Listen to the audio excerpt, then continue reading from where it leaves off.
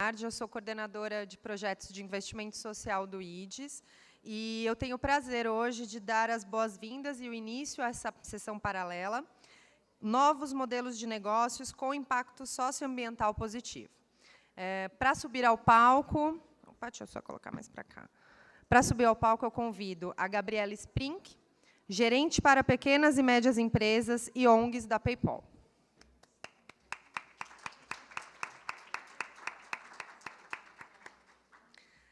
Também o Marcelo Berrar, diretor de Assuntos Corporativos da Natura.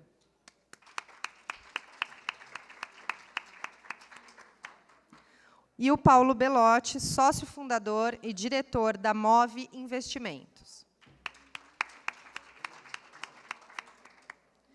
Para compor a mesa, convido como moderador o José Guimarães Monforte, conselheiro do IDES. Passo a palavra para o senhor José. Senhor José, bom. Boa tarde a vocês, é um prazer estar aqui. Eu sou um conselheiro novo do IDES, né, e tenho muita honra de ter sido convidado para ajudar o painel.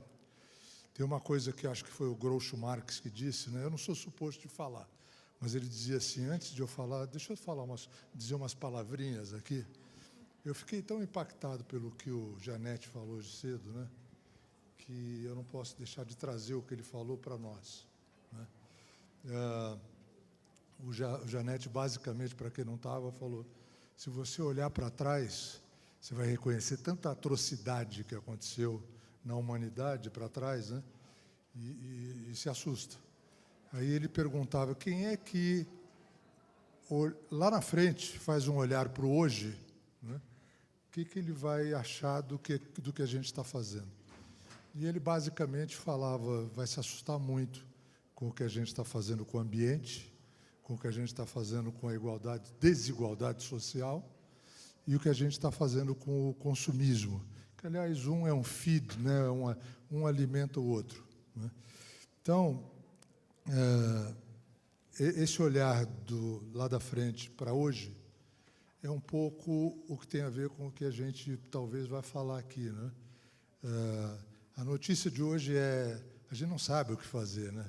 Porque a mudança está tão violenta, está tão diferente de tudo que a gente viu nesses últimos anos, né? Para a minha geração, então, vocês são todos mais jovens, né? O que é para fazer diante dessa mudança vertiginosa, né?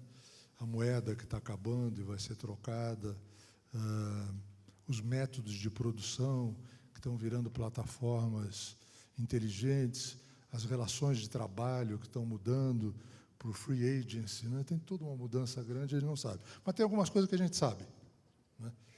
Ou seja, novas plataformas e aplicativos vão surgir, né?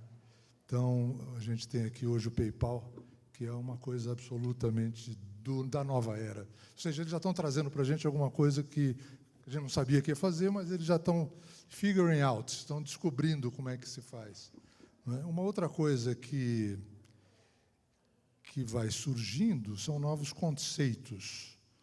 E o conceito do Impact Investing é uma coisa relativamente nova, não é? Então, ele precisa acomodar esta mudança que a gente precisa fazer no nosso agir e ser um veículo para carregar recursos para isso. E a última coisa são as novas atitudes empresariais, não é? A nova cultura empresarial. Como é que a empresa entende esse mundo de comunidades colaborativas. Então, basicamente, eu fiz aqui um apanhado do que eu achava que parecia ser inteligente. Parecia não, é inteligente. Qualquer coisa que eu falar são palavras dos outros. Então, aqui são as palavras do Janete. Então, eu tive a sorte e o privilégio de estar aqui com 3 casos, 3 exemplos de coisas que vão exatamente na direção daquilo que o Janete falou, né? Nós temos aqui o PayPal, temos aqui a Move, do Paulo, e temos aqui a Natura, né? Então, sem mais delongas, eu queria...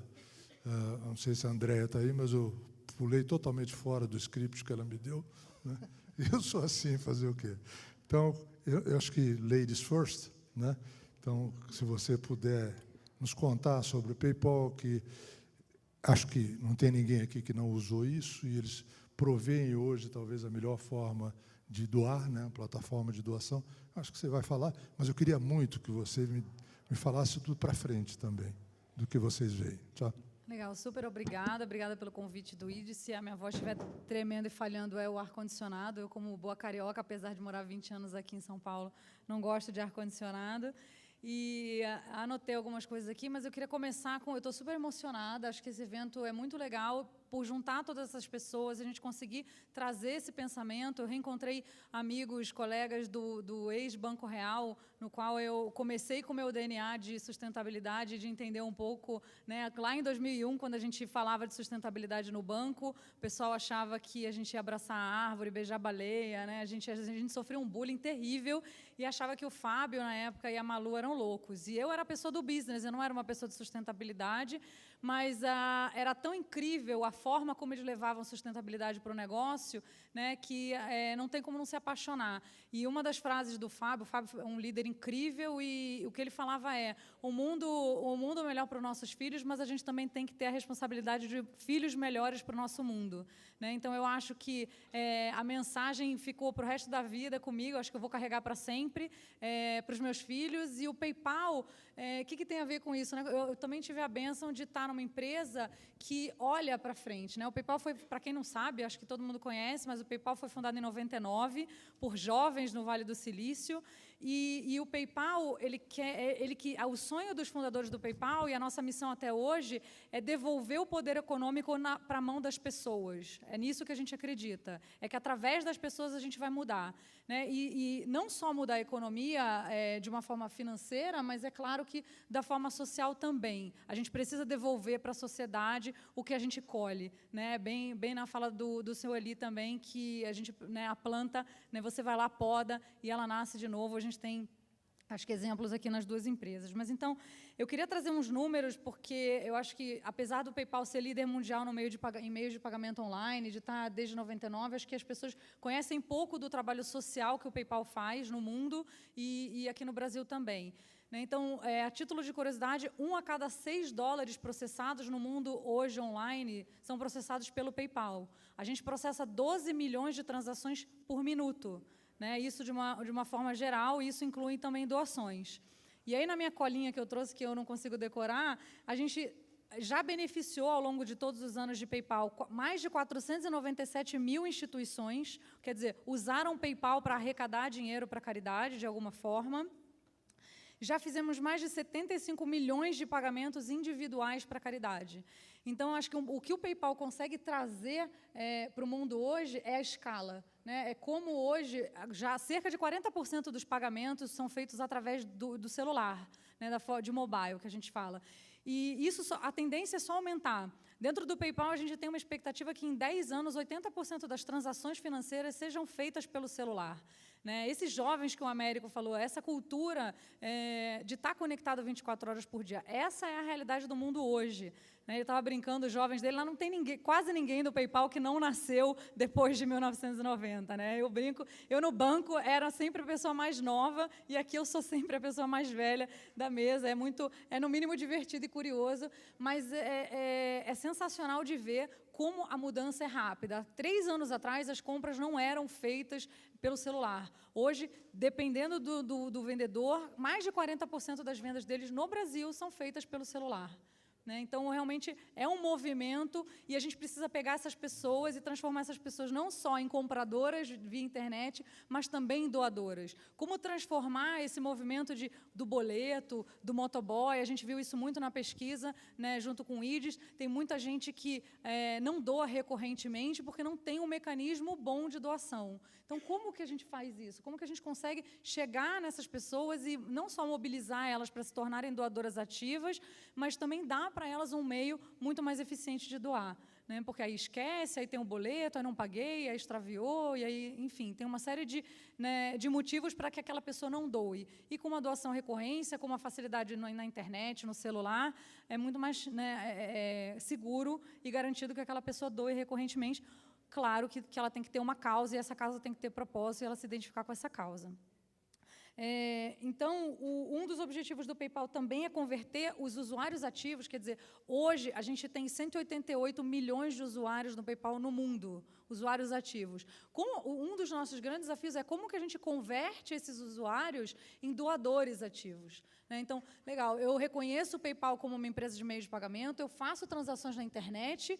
E aí, será que eu consigo doar também? Como é que a gente transforma esses doadores e enxergar também as causas que o PayPal apoia? E uma das causas que eu trouxe super interessantes, que eu gosto muito, é a parceria com a Kiva. Não sei se todo mundo conhece. A Kiva é uma ONG internacional para microempréstimo. A gente tem uma parceria de 10 anos. Ela foi fundada por um ex-funcionário do PayPal em 2005. E são empréstimos de 25, de 30 dólares, que a gente também viu, é muito curioso, a gente viu isso na pesquisa junto com o IDES. É aí que está o pulo do gato. É como que a gente não precisa... É claro que doações milionárias são muito bem-vindas, mas como a gente engaja, eu estava conversando com o Henry ontem também do Giving Tuesday, como a gente consegue engajar as pessoas a doarem R$20, R$30, R$40, R$5. O call to action é isso, cada real vale uma vida, né? Eu acho que é por aí que a gente vai nas campanhas que a gente faz com o PayPal, em qualquer organização. Ah, mas um exame custa R$150. Ah, mas um mamógrafo custa R$1 milhão. Ah, mas não importa, porque se a pessoa sentir que o valor, o propósito dela é maior do que simplesmente, aquele meu R$1 nunca vai ser suficiente para comprar um mamógrafo, então eu não vou doar. É aí que é o desafio hoje do setor. É como a gente consegue engajar as pessoas na doação. Não importa a quantidade, o que importa é o propósito, né? Então, o Kiva faz isso, a gente faz muito isso, e agora a gente está comemorando essa parceria de 10 anos com a Kiva. Então, o PayPal, para os 10 mil primeiros pessoas que doarem, vai fazer o match da doação para todos os projetos. A gente acredita muito. No ano passado, o PayPal já está, desde o início, suportando o Giving Tuesday, né, o dia de doar, aqui no Brasil também. E no ano passado a gente fez uma campanha muito divertida, que era, a gente queria bater o Guinness, né, o recorde no Guinness de doações em um único dia. E que o PayPal faria um match se a gente conseguisse bater o recorde. E a gente bateu o recorde com 46 milhões de dólares em um único dia, através do PayPal. 46 milhões de dólares arrecadados através do PayPal. Então, eu acho que o poder da doação, né, e como que a empresa consegue se engajar dentro do seu próprio propósito, né? Eu não estou inventando uma nova missão, o PayPal não tem um propósito diferente. Não, mas eu tenho um propósito, e dentro desse meu propósito, eu consigo ajudar socialmente. Eu consigo ganhar uma escala que a gente jamais ganharia se o PayPal não... Né, porque a gente está em 203 mercados. A gente consegue, como eu falei para vocês, 497 mil instituições, espalhadas por todos os lugares que vocês puderem imaginar. Timor-Leste, Bolívia, Colômbia, Brasil, Argentina, enfim, todos os mercados, em todos os lugares, dos projetos mais simples aos projetos mais complexos. Então, eu acho que é você ter uma empresa também com propósito, né? E aí, pegando um pouco da fala do Américo também, assim você engaja dentro do PayPal. A gente, dentro do PayPal, também tem um programa chamado Culture Champion, onde a gente engaja os próprios funcionários a estarem impactados, ou dependendo de causas específicas, cada um escolhe a sua causa. Por quê? Porque a gente acredita que numa empresa com propósito, é uma empresa muito melhor. É onde o jovem quer trabalhar, é onde a gente quer trabalhar, porque a gente tem certeza que a gente está fazendo o melhor e o que tem que ser feito. Aqui no Brasil, a gente tem um site chamado Doe com PayPal. O Doe com PayPal tem mais de 125 ONGs que a gente apoia. Qual que é a ideia? É que a gente tire... Né? Tem muita ONG que tem muita dificuldade de fazer o negócio do jeito certo, porque não tem um meio de pagamento, ou está lá no boleto, ou está lá no chequinho com o motoboy. Então, através do PayPal, a gente consegue dar um pouco mais de formalidade para aquela ONG, né? E daí divulgar o trabalho dessas ONGs, apoiar elas no máximo de parcerias que a gente conseguir, através das nossas próprias redes sociais, a gente tem mais de 3 milhões de clientes ativos no PayPal no Brasil. Então, eu acho que aqui a gente consegue engajar a nossa base, engajar os clientes e os funcionários em relação ao PayPal, e também temos 100 mil lojistas hoje na internet, no mercado, no online, trabalhando com o PayPal. E a gente também gosta muito de juntar essas duas pontas, que é conversar com os nossos lojistas, e aqui no Outubro Rosa a gente tem alguns lojistas participando de campanhas com a gente, uma ONG, uma causa, com um lojista, com um vendedor, que eles também possam fazer esse trabalho, né? Então, é realmente fazer um ciclo virtuoso. Então, é nisso que o PayPal acredita. Estou super à disposição, agradeço mais uma vez. Obrigada.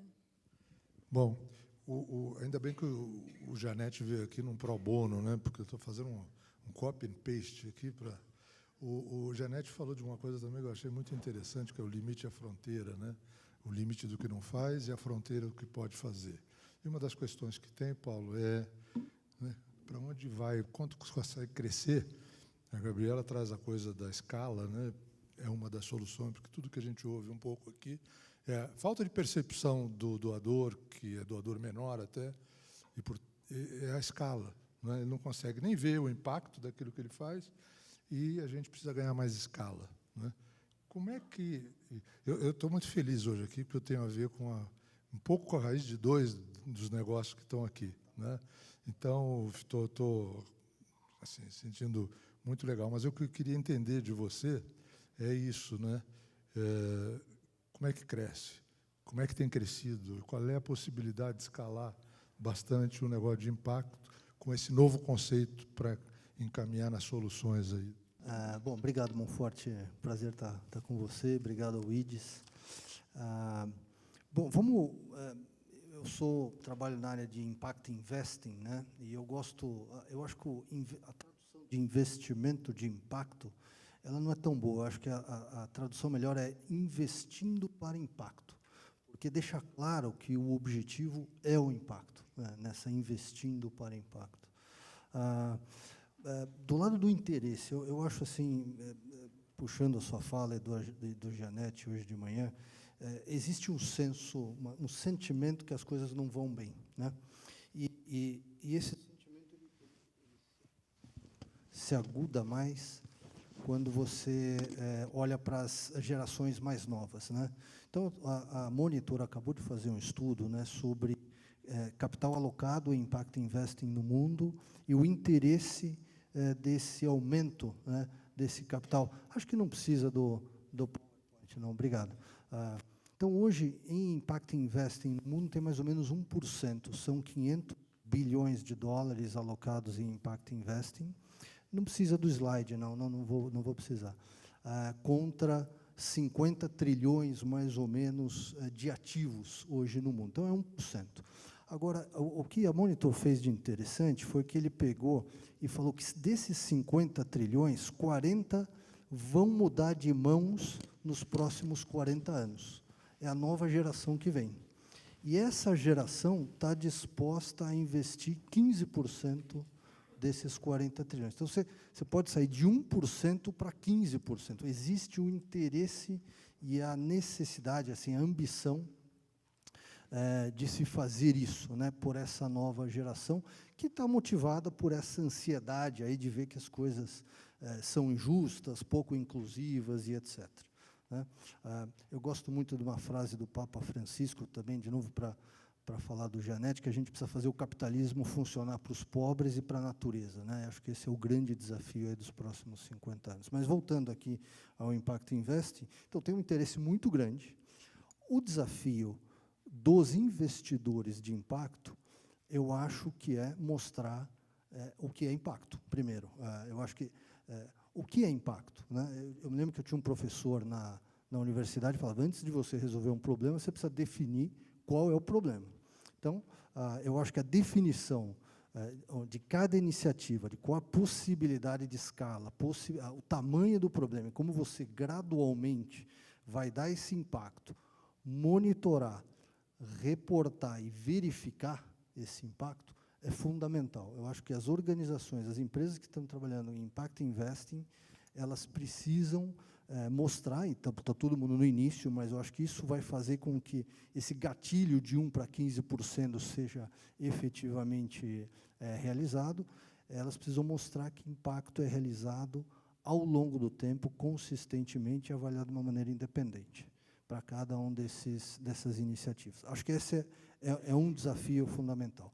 E o outro, que é um pouco do aprendizado que a gente tem, é que você sozinho não dá impacto, você precisa criar um ecossistema de apoio. Então, aqui, quando vocês viram o Fernando da Vivenda falando sobre a questão da moradia e da habitação nas cidades, os números aqui no Brasil são grandes, 30, 40 milhões de pessoas, e não é uma empresa sozinha como a Vivenda, ou não somos nós lá com o nosso investimento na Terra Nova que vamos resolver isso. Então, você precisa criar um ecossistema de empresas, de associações, falar com o terceiro setor, interagir com o Estado é fundamental depois para que, através de regulações, leis, ele permita essa escalabilidade, e aí você trazer o setor privado, que vem aí de uma forma também muito interessante, tentando minimizar, zerar seu impacto negativo, né? Zerar o negativo e aumentar cada vez mais o positivo. Então, eu acho que são essas duas chaves. Uma, medir impacto, reportar de uma maneira qualificada e criar os ecossistemas de suporte para que isso escale. Ao fazer isso, eu acho que o capital está vindo. O interesse das gerações, dos novos gestores e dos donos dos recursos existe. E aí a gente pode criar um movimento muito virtuoso. As pessoas, a solução para fechar o gap do real para o ideal, né? Você se jogava de cabeça no comportamento fatalista, né?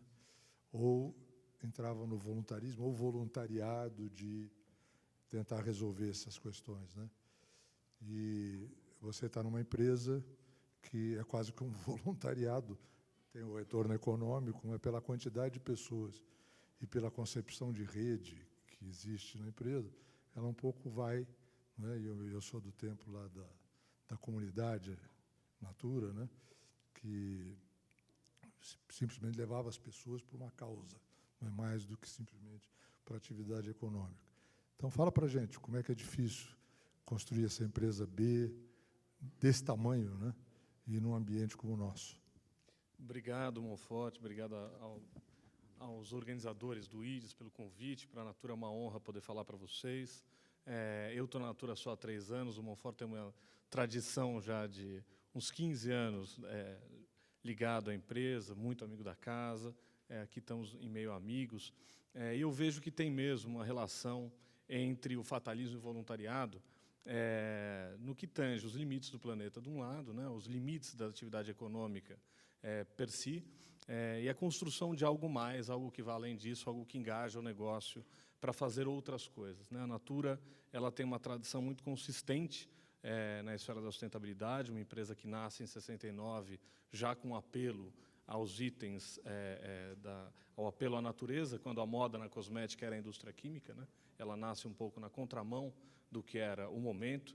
Ela se constitui como empresa de venda direta, então, montando essa rede que o Monfort mencionou, essa coletividade que hoje tem 1.400.000 pessoas em torno da Natura, fazendo parte da rede. E desde 74 isso foi sendo construído de forma muito consistente, e eu acho que faz a passagem para a esperança, para trazer a sustentabilidade para a sua base de produtos, em 98, quando faz com que a biodiversidade brasileira se transformasse numa plataforma de inovação para a cosmética. Acho que isso foi um grande momento, uma grande transformação, foi uma visão muito importante para fazer com que as questões ambientais deixassem de ser uma externalidade negativa do processo produtivo e passassem a ser parte do processo, passassem a fazer com que o processo ajudasse os processos naturais a se desenvolverem. Recentemente teve um lançamento de um novo ativo, que eu acho que exemplifica muito bem, que ligado a uma árvore amazônica chamada ucuúba. A ucubeira ela estava em extinção, era uma árvore cujo tronco era destinado a cabo de vassouras, a telhados e madeiramento de construções no Brasil, e se descobriu, por meio de pesquisa, que o fruto da ucubeira ele tinha propriedades hidratantes muito potentes, e ele podia ser usado na cosmética. E o uso de 1 ano do fruto é equivalente ao corte do tronco definitivo. Então, para as comunidades, vale muito mais manter a árvore em pé, colher o seu fruto. Isso, em 3 anos, deu início à reversão completa da extinção desta espécie. Essas iniciativas ambientais, de forma isolada, elas são importantes, mas, quando vistas de forma coletiva, como uma comunidade de empresas que vai nesse mesmo impulso, tem esse mesmo propósito e pode ser medido, eu acho que isso faz com que a gente saia do terreno do fatalismo e saia do voluntarismo também, para a gente começar a ter critérios, métodos, objetivos, para a gente tentar melhorar um pouco esse mundo tão confuso, né? Então, em 2006, o pessoal da vizinhança do PayPal, na Califórnia, no Vale do Silício, montou um novo mecanismo de verificar como as empresas poderiam fazer a transformação social de forma mais eficiente. Passou a dimensionar, fazer conta, ter um critério objetivo, que a metodologia da Global Report Initiative, do GRI, ele fazia com que as empresas pudessem falar sobre o que faziam, mas não permitia comparação entre elas, né? Então, esses jovens californianos, eles deram início a esse novo movimento chamado Sistema B, né? O Sistema B é um mecanismo de certificação. São basicamente 165 perguntas que, feitas às empresas, forçam as empresas a se olharem e a verem como elas estão se comportando na esfera econômica, mas também na esfera social e na esfera ambiental, de forma muito objetiva e de forma comparável. Então, acho que a Natura fez o processo de certificação, foi um processo longo, demorou 3 anos para a gente conseguir fazer com uma empresa de capital aberto, com 7.000 funcionários, uma rede enorme, processos complexos, cadeias de suprimento também já muito bem estruturadas, pudessem se ajustar para que a gente pudesse estar dentro desse mundo e dentro dessa nova forma de mensuração de impactos. Acho que isso, junto com, olhando para frente, como você disse, Monfort, quando a gente vê um mundo em que a contabilidade ambiental cada vez mais vai ser necessária, inclusive para o consumidor poder distinguir entre um mesmo produto, se ele tem um valor nominal, um valor financeiro objetivo de 10, mas ele tem um valor ambiental, um valor social de 5 ou 20. Ele pode mencionar o que ele quer para ele, se ele quer comprar um produto que tem um impacto maior ao planeta ou um impacto menor ao planeta. Nos 4 grandes, acho que, denominadores globais, que agora os ODS vão começar a tratar com mais clareza também. O denominador do carbono, o denominador hídrico, o denominador de resíduo e o denominador da biodiversidade. Eu acho que essas 4 grandes linhas vão permitir com que mercados inteiros possam orientar seus produtos e serviços para atender o consumo de uma forma mais clara, mais consciente e com impacto menos fatalista. Eu queria passar uma outra pergunta por vocês, né? E não tem nada combinado aqui, então, se eu fizer alguma pergunta indevida, vocês simplesmente falam, não vou responder, porque eu não gosto de estar na frente, você tem o direito de silenciar em seu benefício e tal. Você podia comentar com a gente alguma coisa sobre esse tal de blockchain, o tal do Bitcoin, né? E como é que isso, que na minha concepção, né, essas novas plataformas e novas moedas e tal, tem a ver muito com a nova organização da sociedade, né? Criam files, né, de confiança, criam um sistema de confiança dentro da web e tal. Você vê isso como uma evolução ainda maior da atividade de doação através de web, isso sendo um fator que contribui, ou você não quer responder e tem todo o direito para isso? Eu ainda brinquei com o André, né? A gente está em período de Black Period, né, André? O Black Period é pior do que o Quiet Period, né? Eu tive que pedir a aprovação quase do Dan Schulman, nosso presidente, para vir aqui, mas depois me liberaram e aí, na verdade, eu não posso falar de números, mas de tendências, né? O máximo aconteceu eu ser presa, aí vocês vão descobrir rapidamente. Mas Você eu acho fuma, que não? não, eu acho que a tendência, eu acho que é essa, né? A internet a internet das coisas, é o blockchain. Eu acho que o mundo, daqui a pouco, como a gente viu, bom, eu fui lá, né, em 2001, ajudei lá o pessoal do Banco Real a implantar o SPB, que a gente chamava de Novo Sistema de Pagamentos Brasileiro, né? Então, imagina que lá naquela época não tinha diferença, né, ninguém sabia o que era TED, e a gente implantou um negócio que no dia seguinte você podia ter o dinheiro na sua conta. E o que a gente está falando é que daqui a 10 anos, a minoria da população vai ter dinheiro físico, cheque nem se fala, né? Boleto, essas coisas não vão mais existir.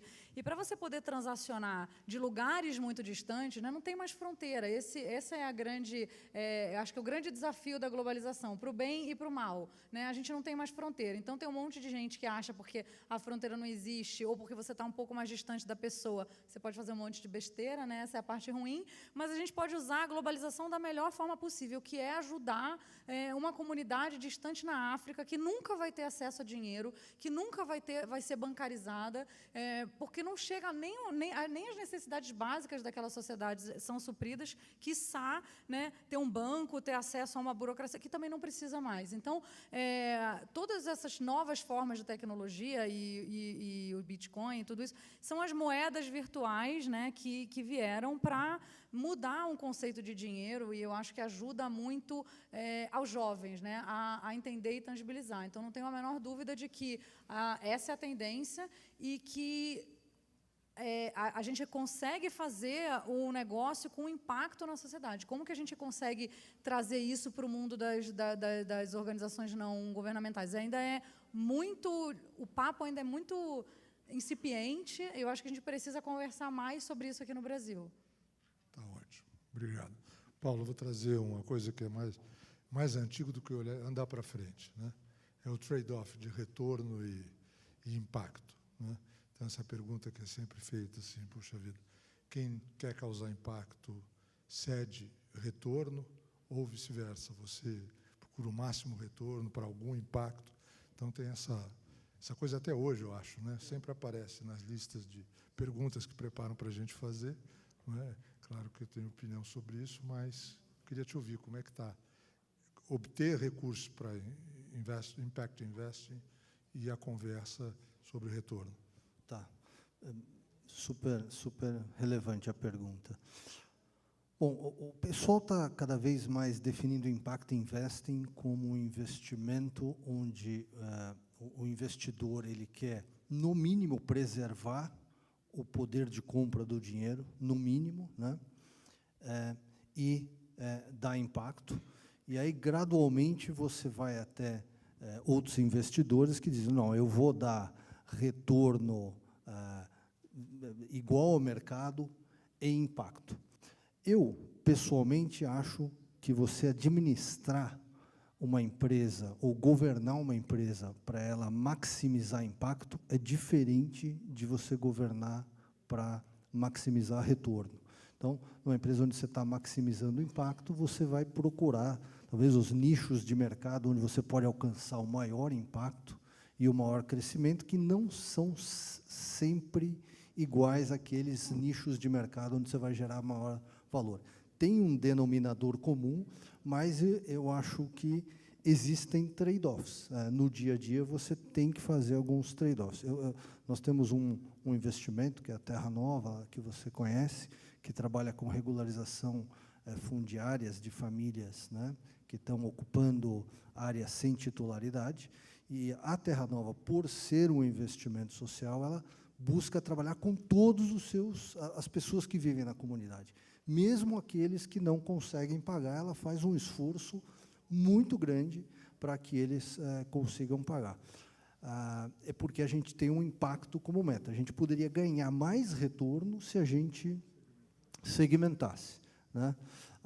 Agora, é uma questão embaralhada aí, no final, porque você pode argumentar, poxa, a Terra Nova, ao incorporar todo mundo, está gerando um ciclo virtuoso na comunidade, fazendo que os ritmos de pagamento sejam obedecidos, etc., e por conta disso ela tem mais retorno também. Então, é uma questão difícil. Eu acho que tem trade-offs, e eles precisam ser explicitados e escolhas precisam ser feitas assim.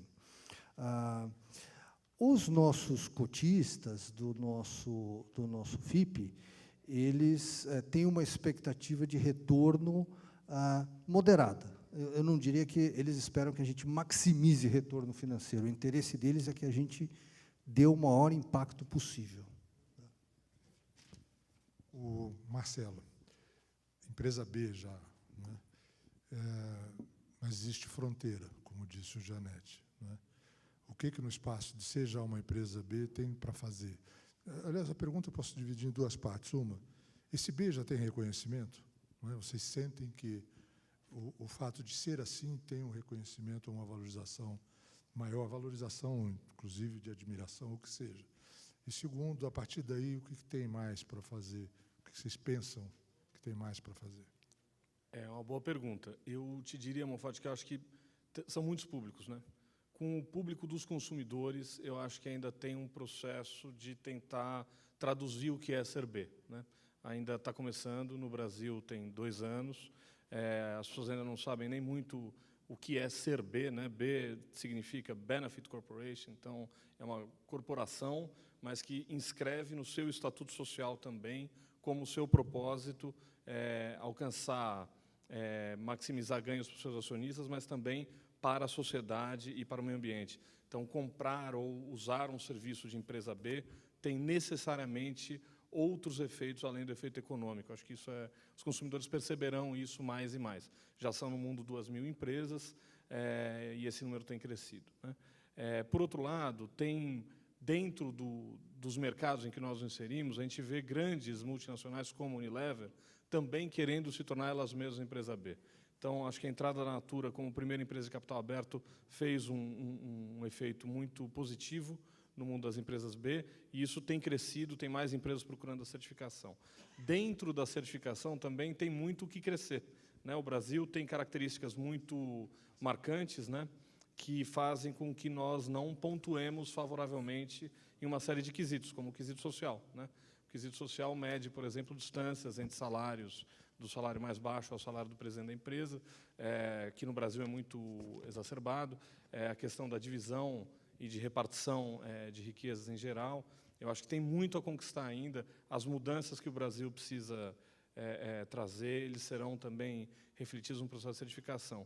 E tem o maior desafio de todos, que eu vejo, que é a fronteira ambiental. A fronteira ambiental, acho que tem, infelizmente, um discurso que talvez ainda não tenha ecoado com a força que ele é necessário, né? A gente tem um mundo em severa transformação, tem pouco tempo para fazer muita coisa, e eu acho que a certificação ela acelera um pouco a percepção de onde a gente tem que mexer. Então, fechar a logística reversa dos produtos. O Brasil está começando nessa discussão agora, está começando a implementar o mercado de logística reversa, então, começar a pensar uma economia circular. A gente tem meta de fazer pelo menos até 50% até 2020 e recolher mais do que a gente produz até 2050, e para os outros denominadores todos. Eu vejo que, sim, ainda estamos na fronteira, mas a gente já olha para além dela, né? Acho que esse é o movimento. Posso dar uma contribuição? As empresas do nosso portfólio de investimentos são todas B. E nós sentimos que, às vezes, fomos escolhidos para suprir outras empresas por sermos B. Então, em igualdade de condições, o fato de você ser B te ajuda a pegar um contrato. É um critério de desempate, né? A gente tem usado isso também na nossa cadeia de suprimentos. Acho que isso é importante. Maravilha. Então, aqui tem gente que está fazendo, né? Que está saindo está tentando criar um presente que, quando se olhar lá do futuro, talvez tenham menos críticas a serem feitas. Então, eu queria agora passar a palavra para vocês aí, ver quais são as perguntas que vocês possam ter aqui para o Paulo, para a Gabriela e para o Marcelo. Não, eu venho conversando com o Monforte, eu não vou resistir, Monforte, porque a tua pergunta de blockchain foi muito, assim, né? Eu queria perguntar um pouco mais, e nem sei se exatamente é para a PayPal ou até mais para a Natura, o quanto vocês estão olhando essa tecnologia, não como moeda, mas sim como smart contracts.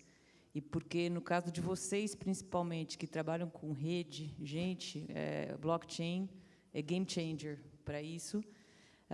Você falou de certificação, blockchain também resolve isso.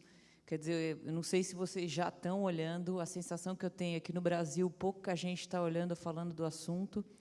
No nosso universo de impacto, né, o que eu falo para o Monforte é que eu acho que blockchain é a tecnologia que mais vai distribuir riqueza, né, vai mudar muito o sistema financeiro, vai diminuir custo de transação, vai desintermediar. Então, assim, então, não sei se você quiser responder primeiro pela Natura e depois vocês falam, acho que é interessante. Eu acho que a gente tem, o ciclo de investimentos dos últimos 4 anos, ele foi pesadamente um ciclo de habilitar as consultoras a desmaterializarem um pouco o seu processo de compras, né, usarem ferramentas digitais, aplicativos, etc., e melhorar as transações e meios de pagamento, né. Acho que ainda não estamos no lugar ideal, ainda temos que ter conversas para fazer com que essa moeda global, com custos financeiros muito reduzidos e com facilidades, possa se viabilizar. Acho que ainda tem questões aqui do funcionamento do mercado, com investidores, mas eu acho que é um excelente tema. Esse é certamente um tema que está e ficará cada vez mais forte na nossa discussão nos próximos 2, 3 anos. Não acho que vai ser muito além disso, não. Bom, o PayPal, como uma empresa de tecnologia e de inovação pura e simplesmente, né, a gente é bem agressivo.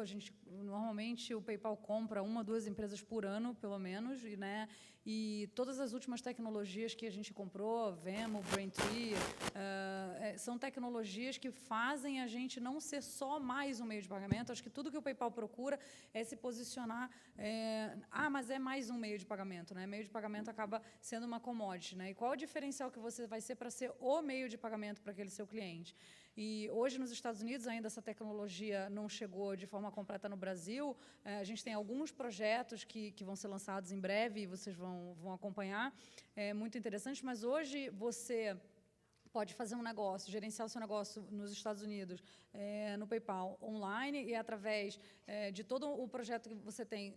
Ele interliga, se você tiver uma loja física, tudo através de nuvem. Seu cliente pode fazer um order ahead, quer dizer, então um Subway ou um Starbucks, que são nossos clientes, o cliente já pede pelo aplicativo, chega na loja, já está tudo pronto, o próprio vendedor tem todo esse gerenciamento, e se ele quiser fazer um programa de lealdade, né, de fidelidade, que é o que atrai, né, e que fideliza os clientes à marca, ele também faz isso. Tudo isso é um white label do PayPal, né? O PayPal faz todo esse processamento por trás, e a marca que está na frente é a marca do parceiro. Então, é nisso que a gente acredita, né? Como que a gente consegue potencializar todas as marcas e se posicionar. Então, sem dúvida nenhuma, blockchain. Alguma pergunta? Você quer falar disso? Alguma outra pergunta? Tem alguém lá no fundo. Enquanto isso, Paulo, se você quiser falar. Não, eu adoraria achar uma empresa no Brasil para investir, que trabalhasse com esse conceito, porque eu acredito muito, muito mesmo nessa geração de valor e no potencial educativo até que ela tem para o cidadão, né? De poupança, de programação e etc., né? De gasto e tal. A gente fala, Rafael, a gente fala muito de inovação, né? E mostra os casos que deram certo.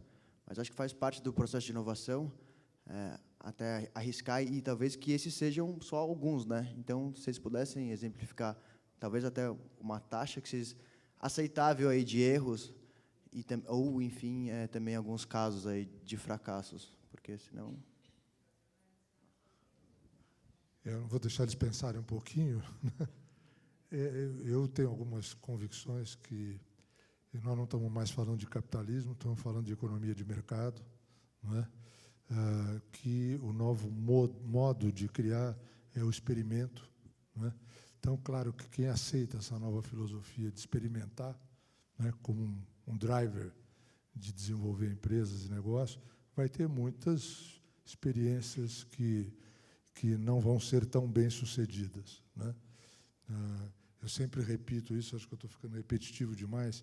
Existe um vídeo no site da McKinsey, que é uma entrevista com o Jeff Immelt, que é o CEO da GE. Ele concedeu essa entrevista quando ele fez 10 anos de GE. Então, ele diz exatamente isso. O que ele aprendeu nos 10 anos, e ele responde que foi humildade. E a segunda coisa, qual é a forma de ele agir, ele diz que é perguntar. Qual é o principal papel dele? É gerir risco. Então, e ter a liberdade, e dar a liberdade para as pessoas experimentarem e criarem. Você tem toda a razão, vocês já tiveram tempo de pensar, podem contar alguma história que não seja tão bem sucedida assim, ou alguma coisa que não deve ser feita ou repetida e tal, na experiência de vocês? Dentro da atividade de vocês lá. A pergunta era essa, né? Tá, mais ou menos. A Natura é uma empresa de grande porte, né? Então a gente erra também em grande porte. A gente erra você pode escolher. A gente erra no modelo de negócio, a gente erra em alocações, a gente erra em produtos, a gente erra bastante, né? E esses erros eles são muito bons porque eles trazem a percepção de por onde o mercado funciona melhor e também por onde as questões sociais e ambientais respondem melhor, né? Acho que a gente, inclusive, esse ano está querendo colocar no planejamento de 2017, lá no Vale do Silício é super comum, né, ter oficinas para mostrar casos de fracassos dentro da empresa, né, de projetos que não deram certo, para a gente pensar por que o projeto não deu certo, como ele não funcionou tão bem. A gente teve, no ano retrasado, por exemplo, uma tentativa que eu gostava muito do projeto, que era um projeto chamado Natura em Casa. Então, a ideia era fortalecer artesãos locais no Brasil, então, retomar a indústria calçadista de Franca, retomar a indústria do couro no Rio Grande do Sul, para fazer com que itens que pudessem ser comprados pela rede da Natura, para que as consultoras pudessem também vender itens não cosméticos, né?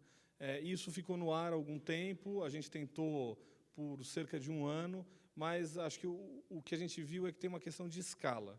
E quando você põe uma empresa de grande porte para vender produtos de artesanato ou feitos em pequena escala, tem um choque natural, que tem uma demanda muito grande que não é atendida. Eu acho que esse foi um grande aprendizado para a gente, que fez com que a Natura voltasse, alimentasse a sua plataforma de inovação e os seus canais para voltar ao core do negócio, que é a produção de cosméticos a partir da biodiversidade brasileira. Acho que foi uma experiência muito interessante e resultou num bom aprendizado.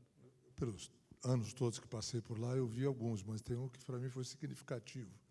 A Natura lançou uma caixa de chá. Né? Isso. E era linda a caixa de chá. Meu escritório era ali na Rua Mauri.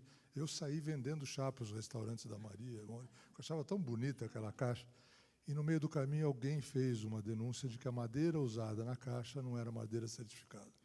Né? A Natura recolheu tudo e plantou 100 vezes o número de árvore que tinha usado para fazer aquela partida, vamos chamar assim, de caixa e tal. Então, às vezes acontece. Né? Outro dia, na Arezzo, também descobriram lá que a fonte de um couro que veio e tal não era muito. Então, tem umas coisas que, dentro da atividade sustentável, às vezes fogem do controle, ou você talvez não tinha o controle para aquele tipo de coisa. Vocês querem falar alguma coisa, fazer alguma confissão pública? Não, muito rápido. Bom, o PayPal, né, foi fundado por inovadores, né, isso que a gente já tinha falado, Vale do Silício. Todos os fundadores do PayPal, que já não estão mais no PayPal, sempre contavam, continuam contando, até saiu uma matéria sobre eles há pouco tempo na imprensa brasileira, que, no mínimo, faliram 5 vezes antes de fundar o PayPal.